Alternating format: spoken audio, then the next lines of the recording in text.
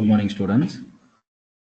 So, last class we discussed what is eccentric loading and the examples of eccentric load. So, we discussed in the last class, right?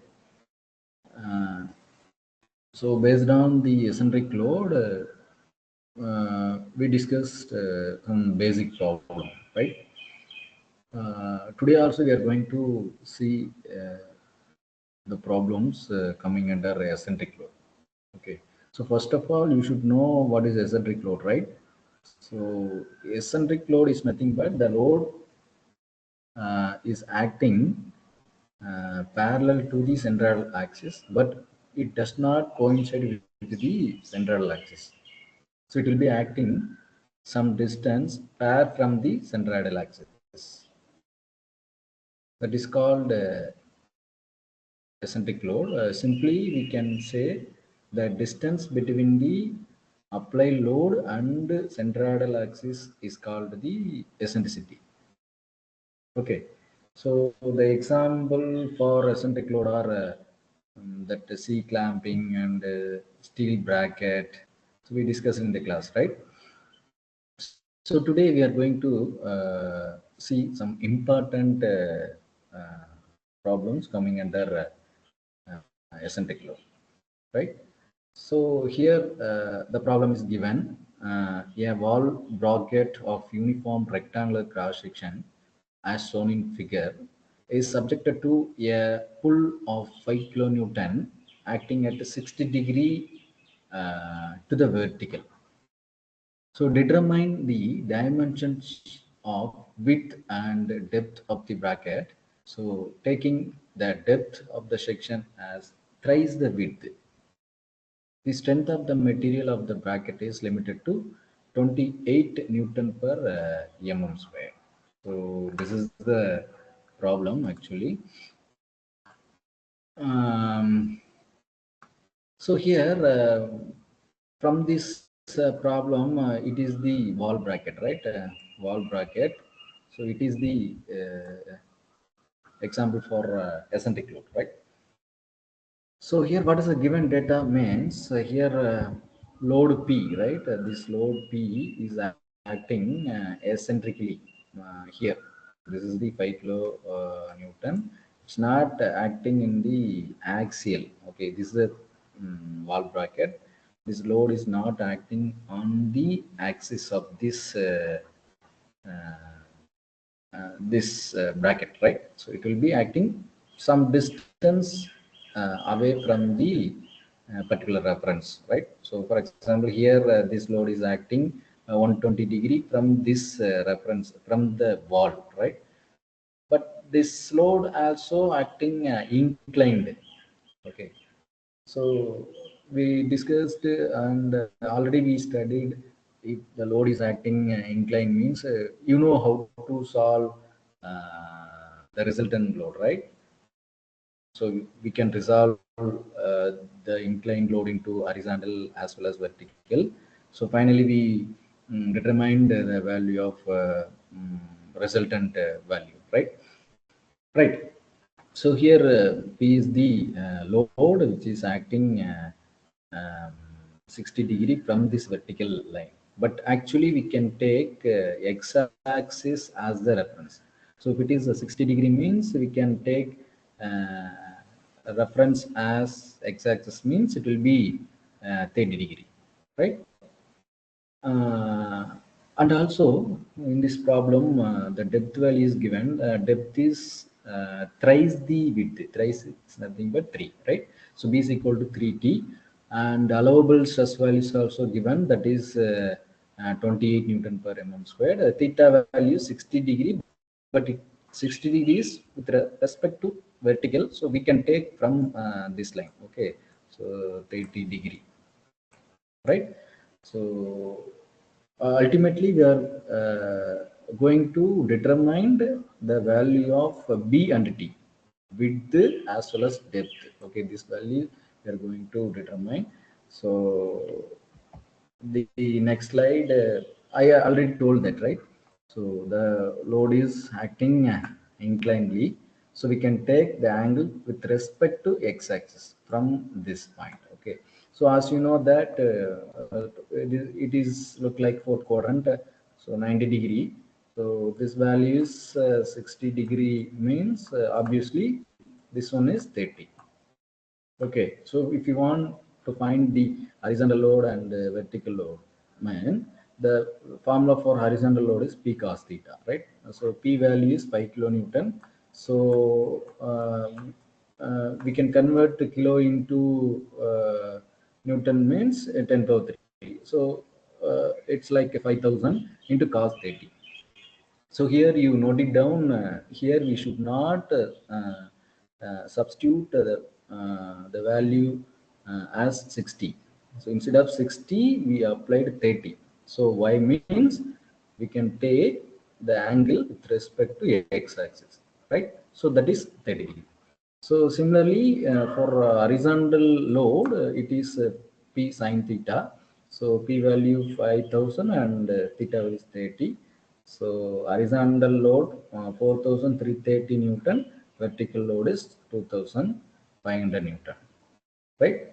So next you should know, we know that the bending stress value formula is m into y divided by I. Okay, it will be available in the data book also, page number 6.1. You can refer it. So, and this formula is available.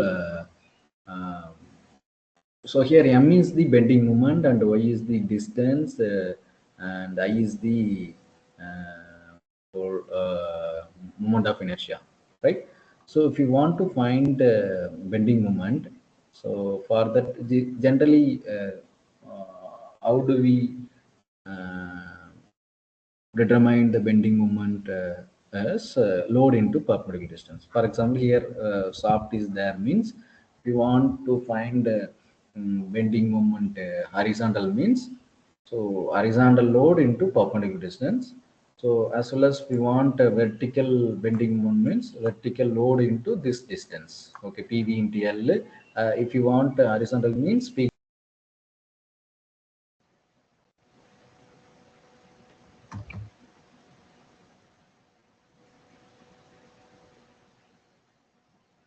Okay, continue to the previous problem. What we discussed means how do we find the bending moment, right? So if you want horizontal moment means horizontal load into perpendicular distance. So here this is the horizontal load, perpendicular distance A value, right? So A is the 60. So you can see here. So horizontal load into perpendicular distance is 60. Similarly, vertical load. Okay, this is the vertical load into distance is 120. Perpendicular distance is 120. So like this, we need to find the horizontal bending moment as well as vertical bending moment. So finally, we know the resultant bending moment is nothing but the summation of horizontal and vertical bending, right? So that value is given, that is 5.9800 Newton m. Okay, so next you need to find the y value as well as I value. So I is generally we know the formula, right? I is nothing but b d cube divided by 12. So it's like t into b power 3 divided by 12. Okay, so y is nothing but b by 2. Okay, so if you have a south means so y value d by 2. So here the cross section like the given symbol is b, so b by 2. I is the t into b cube divided by 12. Okay, so obviously with this given thrice, okay, thrice the and the width, right?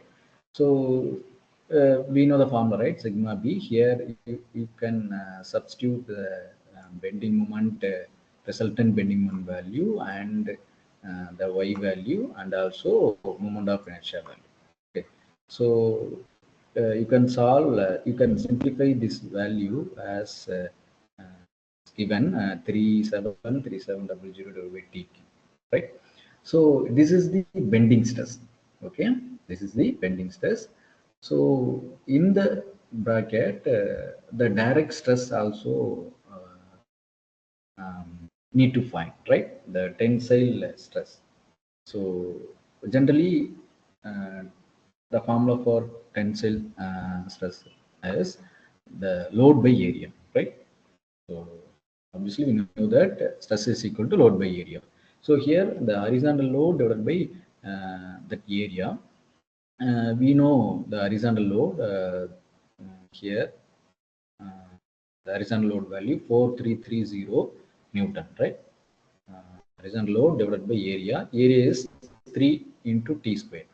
Okay, so the area value equal to B into T. B value 3T and thickness is given. Area equal to 3 into T square.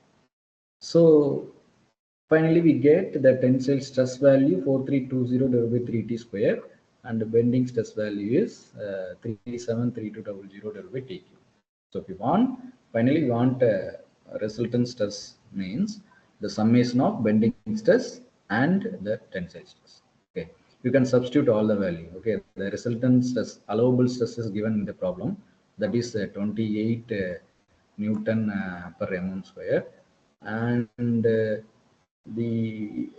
bending stress value 373200 divided by T cube, and the tensile stress value is 4330 divided by 3T square. Okay, so this is the simple mathematical equations. You can solve this equation. So finally you can get the T value is 25 mm, and B value is 3 times of on the T, 3 into 25 equal to 75. Okay, so this is the final answer. Okay, similar problem is there in the next slide. This is the homework problem. You can take a screenshot. So you work it on in your home or hostel. Okay, so if you have any doubt, you can ask me. Right? Thank you.